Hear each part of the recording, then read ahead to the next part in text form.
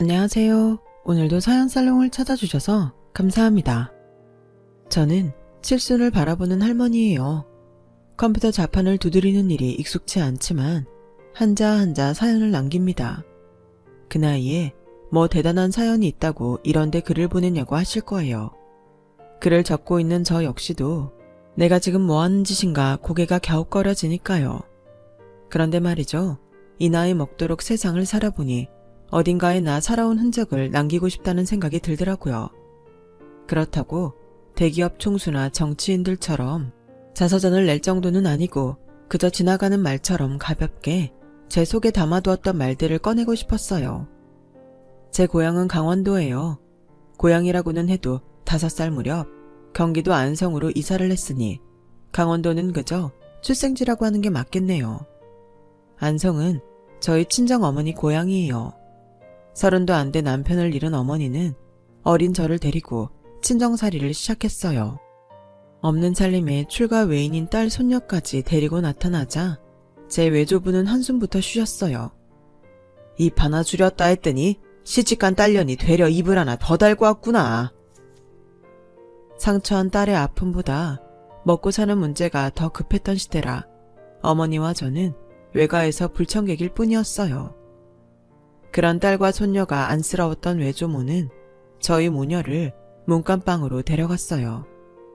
방문을 닫고서야 참았던 눈물을 쏟으며 서럽게 흐느끼셨죠. 아이고 불쌍한 것. 남편 장례를 치르면서도 내내 굳건하던 어머니는 그제야 눈물을 쏟아내셨어요.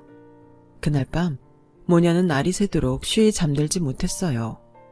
간혹 잠결에 어머니가 흐느끼는 소리가 들렸지만 마치 그 소리가 자장가 같더군요. 외가에서의 생활은 강원도에 살 때와 너무도 달랐습니다. 방 2칸짜리 작은 초가집에서 외조부 내외와 외삼촌 둘, 그리고 저희 모녀까지 살아야 했거든요. 저희 모녀의 등장으로 두 외삼촌은 방을 빼앗긴 채 외조부와 한 방에서 지내야 했어요.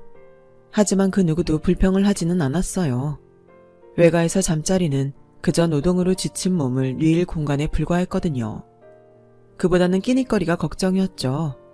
손바닥만한 땅도 없이 소작농으로 살고 있던 외가의 형편은 매 끼니 배를 채우는 것도 불가능할 정도로 비루했어요.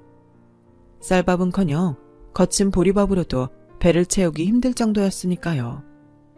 밥을 먹는 날보다 삶은 감자나 시래기를 듬뿍 넣은 죽으로 끼니를 때우기 일쑤였고 그나마도 없는 겨울에는 끼니를 거르는 날도 있을 정도였어요. 허기져서 잠도 오지 않는 밤이면 어머니는 칭얼대는 저에게 돌아가신 아버지 얘기를 해주셨어요. 직업군인이었던 아버지가 6.25 전쟁통에 포탄을 뚫고 동료를 구했던 이야기와 부상으로 퇴역한 뒤 미군 부대 엔지니어가 되었던 이야기는 수십 번도 더 들었지만 들을 때마다 새롭기만 했어요. 어머니도 살아생전 남편을 통해 들은 이야기였지만 어찌나 실감나게 말씀하시는지 돌아가신 아빠가 마치 제 앞에서 움직이는 것처럼 생생하게 느껴지더군요. 하지만 얼마 뒤 베갯머리에서 아버지 이야기를 들려주시던 어머니는 저만 외가에 남겨두고 떠나셨어요. 수년이 지난 뒤에야 동네 아주머니를 통해 어머니가 돈 많은 집 영감의 제치자리로 갔다는 얘기를 들을 수 있었죠. 어머니가 떠난 그날부터 저는 집안의 천덕꾸러기였어요. 외조부가 무서워 어머니가 보고 싶다는 투정도 할 수 없었어요. 외조부는 저를 볼 때마다 아무짝에도 쓸모없는 계집애라고 하셨지만 실상은 조금 달랐어요. 어머니가 제가 한 집에서 제 몫으로 매년 쌀을 반가마니씩 보내주었거든요. 보리밥도 배불리 먹지 못하던 집에서 쌀 반가마니는 엄청난 거였어요. 그렇다고 그 쌀로 배불리 밥을 지어 먹지는 못했지만요. 외조모는 그 쌀을 팔아 살림에 보태고 남은 돈으로는 제 옷도 사주고 학교도 보내주었죠. 물론 외조부는 계집애를 가르쳐서 뭐하냐고 역정을 내셨지만요. 부모 없이 외가에서 눈칫밥을 먹고 살던 제가 기댈 곳은 세상 어디에도 없었어요. 그런 제게 손을 내밀어준 사람은 가족이 아닌 동네 오빠였어요. 이장님 댁 둘째 아들인 정구 오빠는 제가 동구 밖에 나가 엄마를 기다릴 때마다 조용히 제 곁을 지켜준 사람이었어요. 남들 몰래 누룽지도 손에 쥐어주고 동화책도 빌려주곤 했었죠. 가끔은 자전거에 저를 태우고 동네 구경도 시켜주곤 했어요. 제가 동구 밖에 나가 엄마를 기다리다 잠이 들면 저를 업고 집까지 그 먼 길을 걸어오기도 했고요. 저랑은 불과 4살 차이밖에 나지 않았지만 참 의젓하고 든든한 동네 오빠였어요. 게다가 공부도 잘해서 중학교를 졸업하고는 서울로 유학을 떠나게 되었죠. 오빠가 서울로 가기 전날 저는 얼마나 울었나 몰라요. 유일한 내 버팀목이 내 인생에서 떨어져 나간 기분이 들었거든요. 오빠는 방학을 하면 다시 내려오겠다고 약속을 했지만 그 약속은 지켜지지 않았어요. 오빠가 약속을 어긴 게 아니라 제가 외가를 나오게 되었거든요. 삼시세끼 다 먹여준다더라. 거기 가면 여기서처럼은 굶지 않을 거야. 학교도 보내준대고 너한테 나쁜 거 하나 없어. 그러니 너는 그저 그 집 내외한테 착하게 굴어라. 미움받을 짓 하지 말고 잘 살아야 해.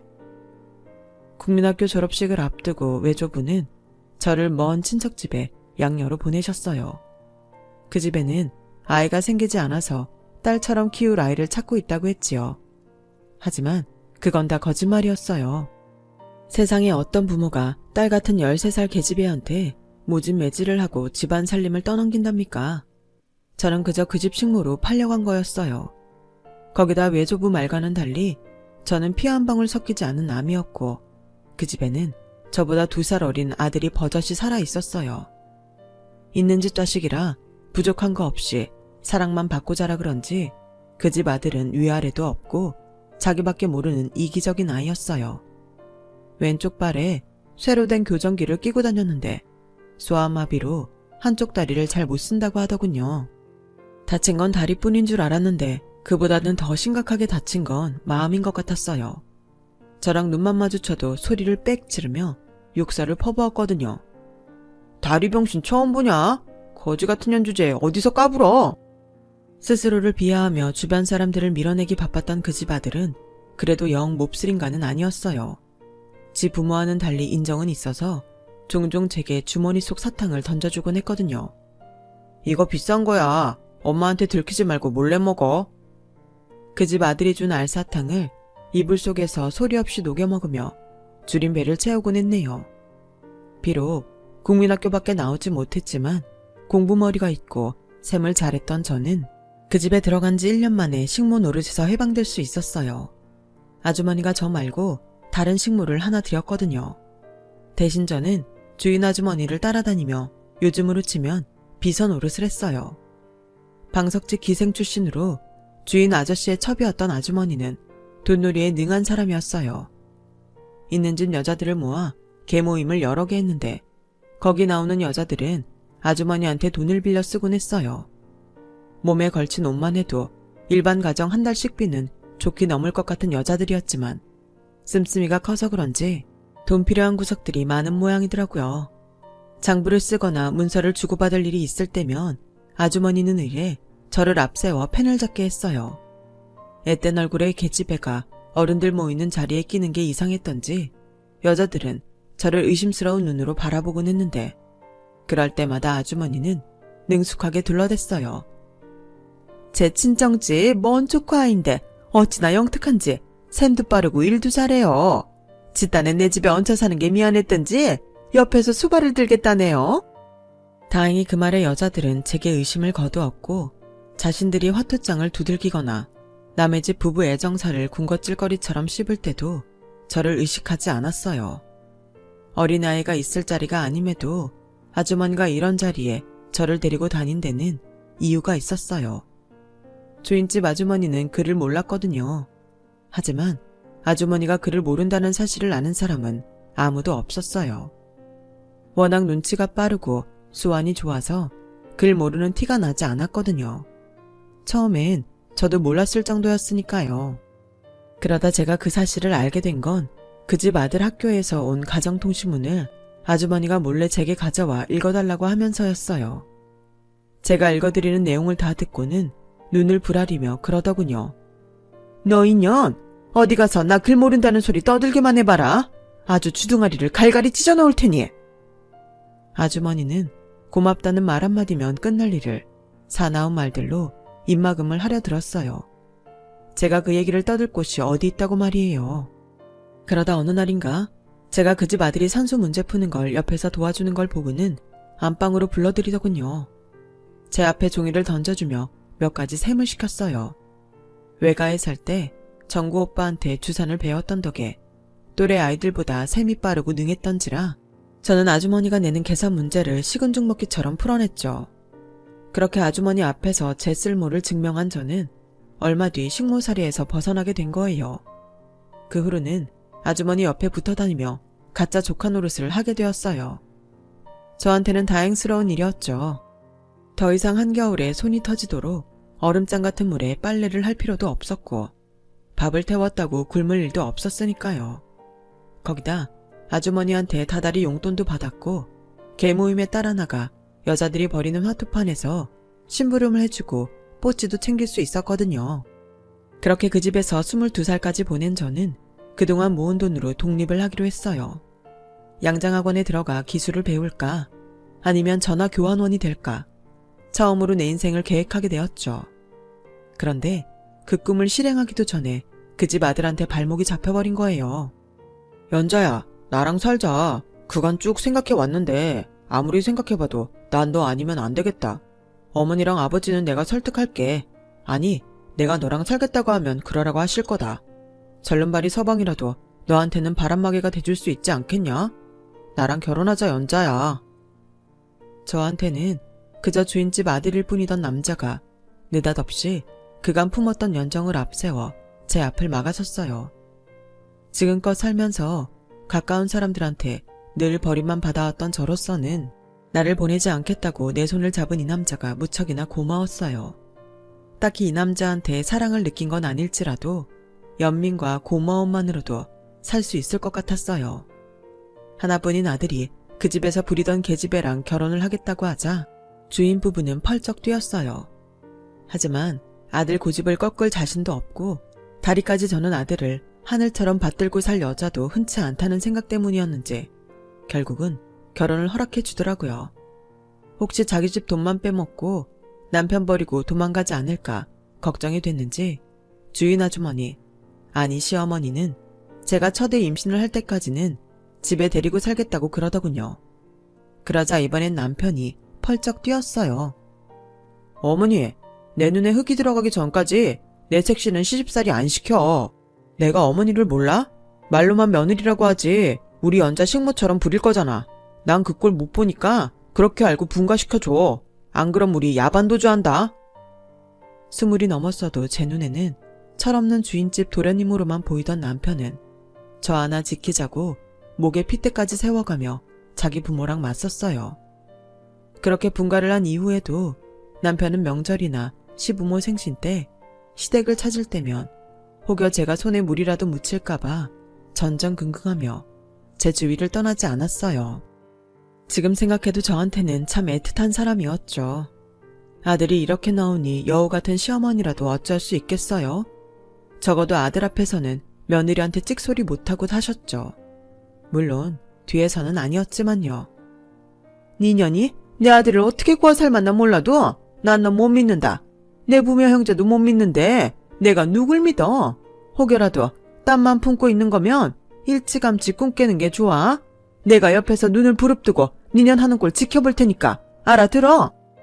시어머니가 사람을 잘 못 믿는 데는 이유가 있었어요.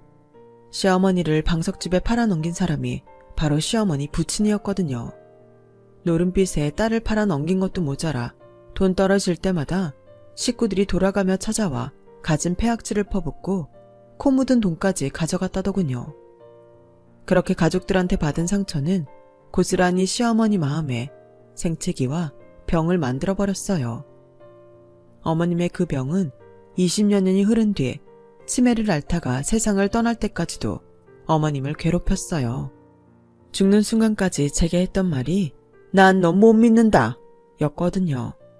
그렇게 저를 못 믿는 시어머니를 저는 5년이나 똥기저귀 갈아가며 치매 수발을 했어요. 몸 팔고 술 파는 방석집 기생에서 늙은 남자 첩으로 살기까지 어머님의 인생은 평탄치 않았고 수신과 눈물의 세월이었기에 간혹 야속한 마음은 들었어도 마음 깊이 어머님을 미워하지는 않았어요. 오히려 가엾다 생각했을 뿐이었죠. 어머님보다 10여 년 앞서 세상을 떠나신 아버님은 돌아가실 때 모든 재산을 본처와 본처 자식들한테 남기고 가셨어요. 그 바람에 제 시어머니는 배신감에 치를 떨며 병을 얹으신 거였고요. 이렇게 될 걸 미리 아셨는지 아니면 그저 사람을 못 믿어 그랬는지 어머님은 아버님 몰래 돈놀이로 벌어둔 돈이 꽤 많았어요. 그 돈의 규모는 어머님이 돌아가신 이후에야 알 수 있었죠. 제 남편은 세상 물정을 잘 모르는 사람이었어요. 어머님이 남겨주신 엄청난 재산을 온전히 간수할 수 있는 사람이 아니었죠. 사업을 한다고 버려놓은 일들은 해를 넘기지 못하고 무너지기 일쑤였어요. 저는 늘 남편이 저지른 일들을 마무리하고 다니기 바빴고요. 그래도 남편 기죽이지 않으려고 한 번도 타박한 적은 없었어요. 지금에 와서는 차라리 그때 남편을 대신해 내가 돈 관리에 나섰더라면 내 노후가 그처럼 비참하지는 않았을지 모른다는 생각을 하기도 했지만요. 결혼하고 3년 만에 얻은 아들 녀석도 지 아빠를 닮아서 버는 것보다 쓰는 걸 잘하는 아이였어요. 그래도 워낙 시어머니한테 물려받은 돈이 많아서 먹고 사는 문제는 걱정할 필요가 없었어요. 그런데도 남편은 가장으로서 뭔가 보여줘야겠다는 강박증을 달고 살았던 탓인지 죽는 그날까지도 사업에 미련을 버리지 못했어요. 주변엔 돈 냄새를 맡고 달려든 사기꾼들 뿐이었는데도 남편은 그들의 달콤한 혓바닥에 놀아나 돈이며 술이며 퍼먹이기 바빴죠. 그날도 남편은 뱀 혓바닥 같은 술수에 놀아나다 술값만 진탕 뒤집어 쓰고 술에 취해 집에 돌아오던 길에 뺑소니 차에 치여 세상을 떠났어요. 아내와 자식 앞에 뭔가 보여주겠다는 꿈도 이루지 못한 채요. 그때가 제 나이 49이었네요. 예고 없이 남편과 사별한 뒤 대학생 아들과 단 둘이 남겨진 저는 남은 재산을 끌어모아 식당을 열었어요. 아직은 아들 녀석한테 돈 들어갈 일이 남아있던 터라 뭐라도 해서 돈을 벌어야 했거든요. 배운 것도 없고 수십 년 동안 남편 그늘에서 살림만 하고 살아보니 할 줄 아는 돈벌이도 없어서 궁여지책으로 시작한 거였죠. 평소 음식 솜씨 좋다는 말을 듣고 살았던 터라 내심 자신이 있었는데 집에서 만들어 먹는 음식과 돈 받고 파는 음식은 하늘과 땅 차이더라고요. 식당은 개업을 한 그날 이후 파리만 날렸고 잔뜩 받아놓은 식재료는 썩어나가기 바빴어요. 이러다가는 있는 돈도 다 까먹고 길바닥에 나앉겠다 싶더라고요. 그렇게 가까스로 1년을 버티고 나서야 손님이 좀 드는 가게로 탈바꿈하게 되었어요. 실력 있는 주방장을 들여서 그 밑에서 야채 손질부터 허드렛 일까지 해가며 일을 배웠거든요. 주방장은 수 틀릴 때마다 성질을 부리고 무단 결근을 하기도 했지만 저는 비위를 맞춰가며 죽은 듯이 일을 배워나갔어요. 어깨너머로 배운 레시피를 그날 공책에 적어놓고 식당 식구들이 퇴근한 후에 혼자 주방에 들어가 레시피를 따라 음식을 만들어보곤 했어요. 그렇게 차근차근 배워나간 덕에 1년이란 시간과 그동안 들어간 돈이 헛되지는 않았죠. 이제는 제멋대로 아나무인으로 구는 주방장의 비위를 맞출 것도 없어서 버릇처럼 내던진 그만두겠다는 말에 그날로 정산해서 내보내고 제가 주방을 맡게 됐어요. 내 장사다 생각하니 콩나물 대가리 하나도 허투루 버리지 못하겠더라고요. 전에 있던 주방장은 숭둥숭둥 잘라버리던 무청이며 배추잎도 잘 모아서 국이랑 반찬으로 만들어 내놓고 고기를 잡으며 잘라낸 자투리 소고기에 자투리 버섯을 섞어 소고기 버섯 조림도 만들어 반찬으로 내놨어요. 서너 가지 내놓을 반찬에 자투리 재료 아껴서 만든 반찬까지 더하니 반찬 가짓수도 늘어서 손님들이 좋아하더군요. 밥이 모자란다는 말이 들리면 돈 안 받고 공깃밥도 공짜로 내어주고 아낌없이 퍼주는 장사를 하다 보니 인심 좋다는 말과 함께 손님이 하루가 다르게 늘어갔죠. 그때는 내 음식을 맛있게 먹어주는 사람들이 있어서 힘든 줄도 몰랐어요.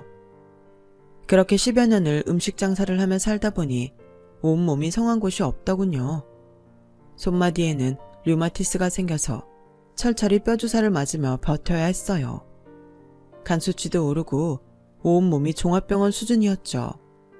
그러는 사이 아들놈은 직장에 취직해 장가도 갔고 결혼할 때 아파트도 한 채 사줬으니 부모로서 할 도리는 다 했다 싶더군요. 약을 달고 살며 밤마다 끙끙 앓는 것도 더는 못할 짓이라서 환갑을 넘기고는 가게를 정리했어요. 그랬더니 아들놈이 난리를 치더라고요. 엄마, 가게 안 하면 앞으로 뭐 해먹고 살려고 그래? 설마 나한테 기대 살려는 건 아니지? 그런 거라면 꿈도 꾸지 마. 난 내 인생 책임지는 것만으로도 벅차니까. 아이고, 걱정도 팔자다. 아무렴 엄마가 너한테 빌부터 살겠니? 내 앞으로 집도 있고 노후자금도 만들어놨어. 너한테 손 벌릴 일 없으니까 걱정하지 마. 그때는 그저 아들한테 손 안 벌리고 내 한 몸 건사하고 살면 되겠다 했는데 세상 일이 마음먹은 대로 되지만은 않더라고요. 기껏해야 명절에는 얼굴을 보이던 며느리가 웬일인지 밤늦게 집에 찾아왔더라고요. 둘째를 임신한 몸으로 유치원생 첫애까지 데리고 말이에요. 며느리는 저를 보자 다짜고짜 더는 내 아들이랑 못 살겠다고 울음을 터뜨렸어요. 어머님, 저 그 사람이랑 갈라설래요. 더는 이렇게 못 살아요. 아가, 무슨 일 있었니? 니들 싸웠어? 설마 재민이가 바람이라도 피웠더니? 그랬더니 며느리가 휴지로 눈물을 찍어내며 그러더라고요. 차라리 바람을 피웠으면 위자료나 왕창 받고 이혼하게요. 그 인간이 글쎄 주식한다고 회사 돈을 빼돌렸다지 뭐예요. 회사에서 소송 건다고 난리도 아니에요. 어머니, 저 이제 어떡해요? 둘째 출산도 얼마 안 남았는데 그 애 교도소 보내고 저 어떻게 사냐고요. 정말 하늘이 무너지는 줄 알았어요. 그 길로 아들한테 전화를 걸어 어떻게 된 거냐고 물었더니 짓따는 곧 태어날 둘째를 생각해 한미천 잡을 욕심으로 벌인 짓이라고 하더라고요. 확실한 정보를 듣고 투자한 거라 얼른 돈을 채워 넣으려고 했는데 일이 틀어져서 자기도 난감하다고요. 아, 그게 작전주의인 줄 누가 알았냐고. 엄마, 그래서 말인데 나 돈 좀 해주면 안 돼? 엄마 집 팔고 노후자금 마련해 놓은 거 좀 빌려줘. 내가 무슨 수를 써서라도 그 돈은 꼭 갚아줄게. 응? 엄마 노후는 내가 책임지면 되잖아. 자식 있는데 집이면 노후자금이 무슨 필요야? 그러니까 엄마, 나 돈 좀 해주라. 곧 있으면 엄마 둘째 손주도 태어날 텐데 내가 교도소 들어가면 와이프랑 내 새끼들은 어떡하냐고. 엄마, 나 좀 살려주라.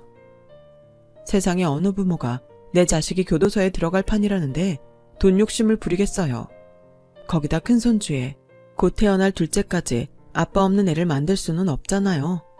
그래서 부랴부랴 집을 내놓고 예금을 들어 놓았던 돈도 전부 해약했어요.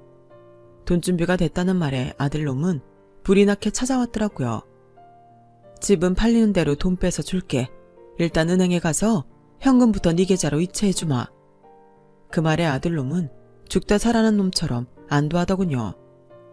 아, 살았다. 엄마, 내가 앞으로는 절대 주식 같은 건 쳐다도 안 볼게. 진짜야, 약속해. 그런데 그 순간 아들놈 얼굴에서 죽은 남편 얼굴이 보이지 뭐예요. 매번 일을 저지르고 제가 수습을 하고 나면 앞으로는 정신 바짝 차리고 살겠다며 아무 일 없다는 듯 싱글싱글 웃던 그 얼굴이요. 순간 이게 끝이 아니겠다는 불안한 마음이 앞섰어요. 그때 떠오르는 모습이 있더라고요. 바로 제 시어머니였죠. 시어머니는 사람을 믿지 못해서 100원짜리 동전 하나 빌려줄 때도 각서를 쓰게 하는 분이었어요. 시어머니 옆에서 비서처럼 따라다니며 제가 했던 일 중 가장 많이 했던 일이 바로 상대한테 돈을 빌려주고 각서를 받는 일이었거든요. 아들놈한테 돈을 넘기려니 저도 모르게 그 순간이 떠오르지 뭐예요. 세월이 흘러도 몸이 기억하는 건지 나도 모르게 종이랑 인주를 꺼내와선 아들 앞에 내밀었어요. 엄마, 이건 뭐하러 들고 와? 돈을 빌려주는데 각서는 받아야지. 뭐? 엄마 지금 아들한테 차용증이라도 받겠다는 거야 뭐야? 받아야지. 내 피 같은 돈을 내주는 건데 네 할머니가 살아생전에 나한테 가르쳐준 건 딱 이거 하나다. 부모, 형제, 자식 할 거 없이 돈 앞에서 남이라고. 내 돈 내줬을 땐 각서를 꼭 받으라고 하셨어. 그러니까 어서 써라. 아들놈은 죽상을 하면서도 돈을 받기 위해 차용증을 썼어요. 거기에 시뻘건 인주로 지장까지 찍고는 내밀었죠. 얼마 뒤 시세보다 저렴하게 내놓은 집이 나가고 받은 돈은 고스란히 아들놈 계좌로 보냈어요. 저는 집을 팔고 지낼 곳이 없으니 아들네 집에 들어가 살게 되었고요. 상황 때문에 아들 며느리랑 함께 살게 됐지만 이것도 이것대로 괜찮다 생각했어요. 한창 예쁜 짓 하는 큰손주랑 갓 태어난 손주도 내 손으로 안아 키우고 손님들한테 먹이던 음식도 내 새끼랑 며느리한테 만들어 먹이니 오히려 더 보람이 있었거든요. 그렇게 아들 내외와 손주들을 키우며 행복하게 살게 될 줄 알았는데 인생 참. 회사에 끼친 피해금을 다 갚고 자진 퇴사한 아들은 이후 직장을 구하지 못해서 집에서 빈둥거리가 되었어요. 며느리는 며느리대로 늘어나는 애들 양육비 때문에 하루가 멀다 하고 바가지를 긁어댔죠. 집이고 노후 자금이고 다 아들한테 내어주고 수중에 3천만 원 남짓 가지고 있던 저는 그 돈을 헐어서 매달 생활비로 내줬어요. 하지만 벌어들이는 돈 없이 곶감 빼먹듯 빼먹다 보니 그 돈도 금세 바닥이 보이기 시작했고 아들놈은 아예 백수로 살길 작정한 건지 직장을 구할 생각도 하지 않더라고요.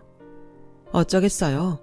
내 자식 잘못 키운 죄로 며느리 눈치가 보여서 내가 직접 일을 나갈 수밖에요. 환갑이 넘은 나이에 나를 써주는 곳은 빌딩 청소일과 식당 설거지 정도가 고작이었어요. 그래서 용역 업체에 등록해 건물 청소를 시작했죠.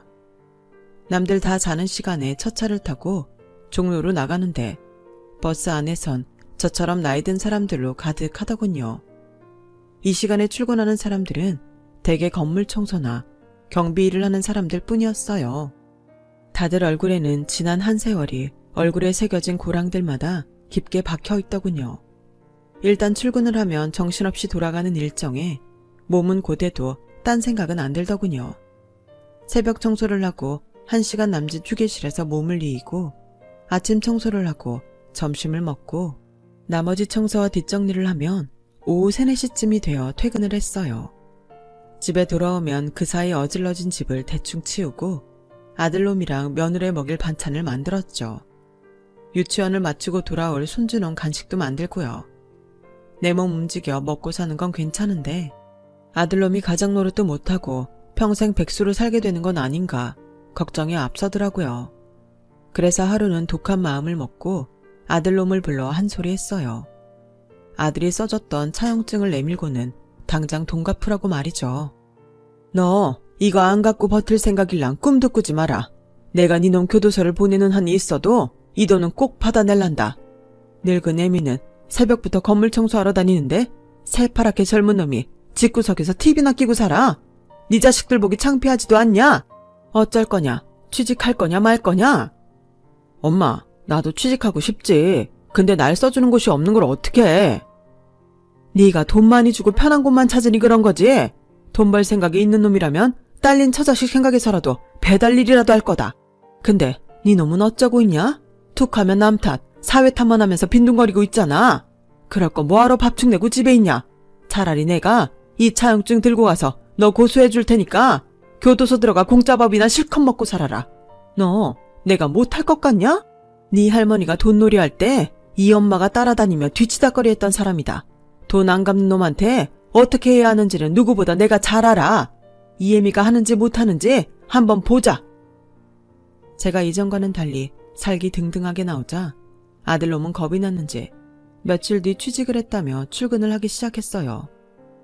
전에 다니던 회사와는 비교도 안 될 정도로 작은 회사였지만 그래도 집 밥벌이는 하게 된 거죠. 아들이 취직을 한 후에도 저는 3년 가까이 건물 청소 일을 했어요. 하지만 건강이 너무 안 좋아져서 결국 청소 일을 그만두게 되었어요. 그랬더니 아들놈이 그러더라고요. 엄마, 내가 들어보니까 기초생활수급자로 등록되면 살 집도 나오고 매달 나라에서 돈도 준다더라. 차라리 엄마도 그쪽을 알아보는 게 어때? 자식이랑 연 끊고 사는 노인들 중에 기초생활수급자로 사는 사람들도 덜어 있다더라고. 엄마는 일도 안 하니까 수입도 없고 집도 절도 없으니 나랑 연 끊고 살면 조건도 맞잖아. 안 그래?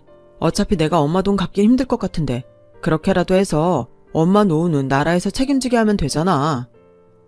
그래요, 어머님. 한번 생각해 보세요.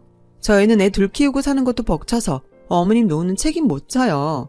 애들은 점점 커가는데 언제까지 어머님이 애들 방 차지하고 사실 수는 없잖아요. 헌차를 빼주셔야 새 차가 들어가죠. 막말로 제가 어머님 친딸도 아닌데 어머님을 모시고 살아야겠어요? 제 친정엄마도 안 모시는데 전 싫으네요. 실실 웃으면서 헌차 빼달라는 며느리를 보니 가슴이 무너지는 것 같았어요. 하긴 내 자식 입에서 연 끊고 기초생활수급자가 되라는 말이 나오는데 남의 자식 입에서 헌차 소리 나오는 게 무슨 대수겠어요. 이런 날을 예상 못하고 내 수중에 있는 돈 다 빼서 아들 입에 털어놓은 내 죄죠. 그날부터 아들 내외는 저를 볼 때마다 그놈의 기초생활수급자 타령을 했어요. 아들이고 며느리고 나만 봤다 하면 잡아먹을 듯이 달려드는 통에 집에 있는 것도 불편해서 운동한다는 핑계로 온종일 밖을 배회하며 지냈어요. 그러던 어느 날이었죠. 며느리가 휴대폰으로 전화를 했더라고요. 어머님, 지금 안 바쁘시죠? 제가 정신이 없어서 태권도장 스쿨버스 고장으로 오늘 하교지도 안 되는 걸 깜빡했지 뭐예요. 어머님이 학교에 가서 유리 좀 데려와 주세요. 담임선생님한테 연락해보니까 이미 수업이 끝나서 학교 보안관실에 있다니까 거기로 가시면 될 거예요. 며느리의 전화를 받고 부랴부랴 손주가 다니는 학교로 달려갔어요. 숨을 헐떡이며 보안관실에 갔더니 손주 녀석이 웬 자원봉사 할아버지랑 나란히 앉아있지 뭡니까. 아이를 혼자 두기 뭐해서 학교 지도를 돕던 분이 함께 기다려준 것 같았어요. 몇 번이나 고개를 숙여 인사를 하고 손주를 데려 나오려는데 그분이 저를 빤히 쳐다보고는 혹시 연자 아니니? 연자 맞지? 오연자. 나다. 정구 오빠. 하얗게 샘머리를 가지런히 넘긴 백발 노인이 저를 보고는 반갑게 인사를 했어요. 정구 오빠? 안성 살던 그 정구 오빠? 그래 나다. 이게 얼마만이냐? 반세기도 넘은 뒤에야 다시 만나게 된 정구 오빠 앞에서 저는 순식간에 10살짜리 계집애가 되었어요. 오빠는 방학하고 고향집에 내려갔다가 제가 서울 부잣집에 식모로 팔려갔다는 소리를 듣고 가슴이 아파서 무척 울었다고 했어요. 서울에 살면서 혹시 길에서라도 마주치지 않을까 저랑 닮은 여자아이만 보면 눈길이 떨어지지 않았다면서요. 그날 보안관실에서 저는 그간 살아온 세월을 쉴 새 없이 쏟아냈어요. 오빠는 주름진 제 손을 꼭 잡아주며 꿋꿋하게 잘 버티고 살아줘서 고맙다며 저를 위로해 주었죠. 오빠는 중학교 선생으로 정년퇴직을 하고 5년 전 아내와 사별했다고 했어요. 자식들은 다 장성해서 하나는 고등학교 선생을 하고 하나는 미국에서 외국 기업에 다닌다고 하더군요. 자식들과 떨어져 혼자 살다 보니 적적해서 봉사활동으로 아이들 등하교 지도를 돕고 있다고 했어요. 제 아들네 집이랑 가까운 곳에 사니 종종 들르라며 주소를 적어주었어요. 그렇게 오랜만에 만난 종구 오빠랑 얘기를 나누고 손주와 집에 왔는데 며느리가 저를 보자마자 눈에 불을 켜고 소리를 지르지 뭡니까. 애 데리러 간 사람이 이제야 돌아오면 어떡하냐면서요. 때가 되면 집에 들어오셔야죠. 집 청소도 안 해놓고 세탁기도 안 돌리고 그이 퇴근 시간 다 됐는데 저녁밥은 어쩌라고 이제 오세요. 내가 정말 미쳐. 어머님 이러실 거면 따로 나가 사세요. 왜 자식 집에 얹혀 살면서 며느리 힘들게 하시냐고요. 막말로 제가 어머님 아들이랑 결혼했지 어머님이랑 결혼한 거 아니잖아요. 근데 왜 날 힘들게 하냐고요. 악을 써가며 소리를 지르는 며느리를 보니 내가 마치 큰 죄라도 지은 것처럼 느껴지더라고요. 예, 너 어떻게 시애미한테 악을 쓰고 달려들 수가 있니? 내가 이 집 식모냐? 청소고 빨래고 밥까지 내가 해야 되는 거냐고. 그동안 내가 말은 안 했다만 너 나한테 이러면 안 되는 거다. 내가 그동안 니들한테 못해준 게 뭐냐? 돈을 안 줬냐? 살림을 안 살아줬냐? 손주를 안 키워줬냐? 내 한 몸 뼈 빠지게 갈아가며 니들 뒤치다꺼리 해줬는데 어떻게 니가 이러니? 그때였어요. 현관문을 열고 들어온 아들놈이 눈을 부라리며 제게 빽 소리를 지르네요. 엄마가 뭔데 이 사람한테 큰 소리야. 안 그래도 산후 우울증으로 힘든 사람인데 꼭 이럴 때 시어머니 노릇을 해야겠어. 아무리 내 엄마지만 내 와이프한테 함부로 하면 나 엄마고 뭐고 안 보고 살 거야. 그러니까 이 사람한테 당장 사과해. 어서. 자식 새끼도 다 필요 없다고 아들놈은 무조건 지 처편을 들며 저한테 사과하라고 윽박질렀어요. 그 모습에 눈물이 핑 돌더군요. 늙으면 자식도 다 필요 없고 손에 나살돈만 쥐고 있으면 된다는 우스갯소리가 그렇게 사무칠 줄은 몰랐습니다. 쫓겨나다시피 아들 집을 나온 저는 갈 곳이 없어서 방거리를 헤맸어요. 조부모 손에 이끌려 낯선 집에 식모로 팔려왔을 때보다도 지금 이 순간이 더 가슴 무너지게 아프더군요. 한참을 걷다가 아들네 아파트 앞까지 왔지만 선뜻 들어갈 마음이 생기지 않았어요. 그래서 주머니에 담아두었던 종이를 꺼내 정구 오빠 집으로 찾아갔죠. 늦은 시간에 울린 벨소리에 오빠는 장결에 나왔는지 부스스한 머리로 현관문을 열어주었어요. 막상 오빠 얼굴을 보자 민망함이 앞서서 그냥 돌아갈까 하는 마음이 앞서더군요. 그런 제 마음을 알아챘는지 오빠는 방공기가 차다며 안으로 들였어요.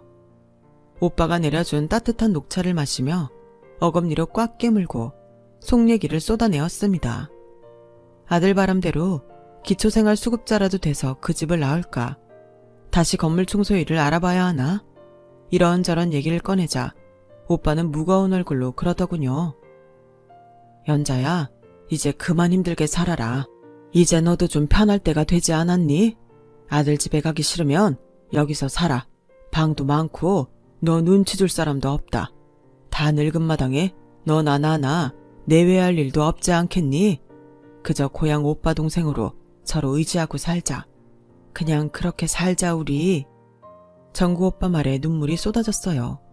피 한 방울 섞이지 않은 이 사람은 반세기 전에도 지금도 내게 이리도 따뜻한데 어쩌면 내 피부치들은 다들 나한테 이리 매정할까. 서러운 마음에 한참을 울었습니다. 다음 날 아들 집에 들어갔더니 현관 앞에 짐가방이 나와 있더군요. 아들이 어디 출장이라도 가나 했더니 마침 안방에서 나오던 며느리가 저를 보고는 바로 안방으로 들어가 지 남편을 데려 나왔어요. 아들은 잠도 덜 깬 얼굴로 혀를 차며 말했어요. 엄마, 남자 생겼다며? 유리한테 다 들었어. 엄마는 며느리랑 손주 보기 창피하지도 않아? 어떻게 남자 집에서 자고 들어올 생각을 해? 됐고, 이렇게 된 거 이참에 그 집 가서 살아. 내가 짐 다 싸놨으니까 가방 들고 나가라고. 뭐 이놈아? 너 지금 그게 애미한테 할 소리냐? 늙은 네 애미 집이랑 돈 가져간 것도 모자라 등골까지 다 빼쳐먹고 이제 빼먹을 거 없으니까 나가라고? 이런 썩을 놈? 그래, 나가주마. 되먹지 않은 자식 새끼도 지긋지긋하고 위아래도 없이 날뛰는 며느리도 꼴보기 싫으니 내가 나가주마. 그런데 너 이거 하나는 알아둬라. 내가 이 집을 나가는 순간 너도 이 집에서 온전히 못 살 거다. 너도 알잖아. 이 집은 내 돈으로 산 내 집이라는 거. 그뿐이냐? 네 놈이 주식한다고? 회사 돈 뺏쓰고 나서 나한테 돈 끌어다 갚았잖냐? 그때 네가 쓴 차용증 아직 내 손에 있어. 이참에 나도 그 돈 다 받아야겠으니까 그렇게 알고 돈 갚을 준비나 하고 있어라. 저는 그 길로 아들이 싸놓은 짐가방을 들고 나왔어요. 뒤늦게 아들과 며느리가 달려나와 저를 붙들고 잘못했다고 통사정을 했지만 하늘이 두 쪽 나도 이번만큼은 용서하고 싶지 않았습니다. 제 사정을 들은 정구 오빠는 작은 방을 하나 내주었어요. 언제까지고 있어도 좋으니 있는 날까지 마음 편히 있으라고요. 집을 나오고 반년이 지난 지금 저는 작은 전세 빌라에서 살고 있어요. 아들네가 살던 아파트를 팔고 그중 절반을 돌려받은 돈으로 구한 거죠. 아들 내외는 지금이라도 마음을 돌려달라고 통사정을 하는데 이것들이 언제 마음이 변할지 누가 압니까? 한 번 속지 두 번은 안 속습니다. 그래도 다행인 건 제가 아들한테 집을 사주던 당시보다 아파트 값이 많이 올라서 적지 않은 돈을 회수할 수 있었다는 거예요. 생각 같아선 아파트 판 돈을 몽땅 받아오고 싶었지만 늦음하게 자식 새끼 길바닥에 나앉히고 다리 뻗고 살 수 있겠어요? 그래서 반은 받고 나머지 돈은 매달 50만 원씩 갚으라고 했습니다. 저도 생활은 해야 하니까요. 정구 오빠는 돈 쓰지 말고 자기 아파트에 들어와 살라고 했지만 싫다고 했습니다. 이제 남의 눈치 보고 사는 건 하고 싶지 않았거든요. 대신 정구 오빠와 함께 내 인생 처음으로 데이트도 하고 맛집에도 다니며 인생을 즐기고 있답니다. 지금 이렇게 사연을 적는 와중에도 이제 그만 쓰고 나가자고 성화네요. 삭막하기만 했던 제 인생에 꽃길을 열어준 사람과 오늘도 데이트가 있거든요. 별거 아닌 제 인생 얘기를 들어주신 분들께 감사드립니다. 모두 이 세상 사는 날까지 행복하게 살아봅시다. 여러분, 사연 댓글의 응원과 현명한 조언 부탁드려요. 좋아요와 구독은 저에게 큰 힘이 됩니다. 오늘도 좋은 일 가득하세요.